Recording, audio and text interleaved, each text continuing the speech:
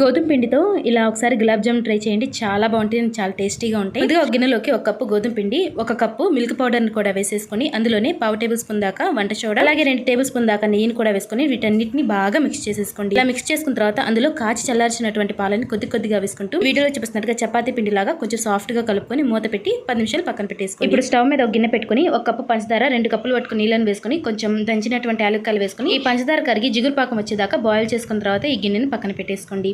ఇప్పుడు మనం ముందుగా కలుపుకున్నటువంటి ఆ చపాతీ పిండి మీద నుంచి మూత తీసి చేతికి నెయ్యి రాసుకొని వీడియోలో చూపిస్తున్నట్టుగా పగులు లేకుండా ఉండల్లా చేసేసుకోండి. ఇదే విధంగా అన్ని ఉండలకు చేసుకున్న తర్వాత గోరువెచ్చగా కాగి ఉన్నటువంటి నూనెలోకి ఒక్కొక్కటిగా వేసుకొని మంటను లో ఫ్లేమ్ లో పెట్టుకుంటూ ఈ గులాబ్ జామ్ ఉండలు పైకి తేలేదా లో ఫ్లేమ్ లోనే కుక్ చేసేసుకోండి. వన్స్ ఒకసారి ఇవి పైకి తేలిన తర్వాత మంటని మీడియం ఫ్లేమ్ లో పెట్టుకుంటూ గోల్డెన్ బ్రౌన్ కలర్ వచ్చేదాకా ఫ్రై చేసేసుకోండి. ఇలా ఫ్రై చేసుకున్న తర్వాత పంచదార పాకంలో వేసేసుకొని 2 గంటల పాటు అలా వదిలేసేయండి. 2 గంటల తర్వాత సర్వ్ చేసేసుకోవటమే. అంతేనండి, ఎంతో టేస్టీగా ఉండే గోధుమ పిండి గులాబ్ జామ్ రెడీ.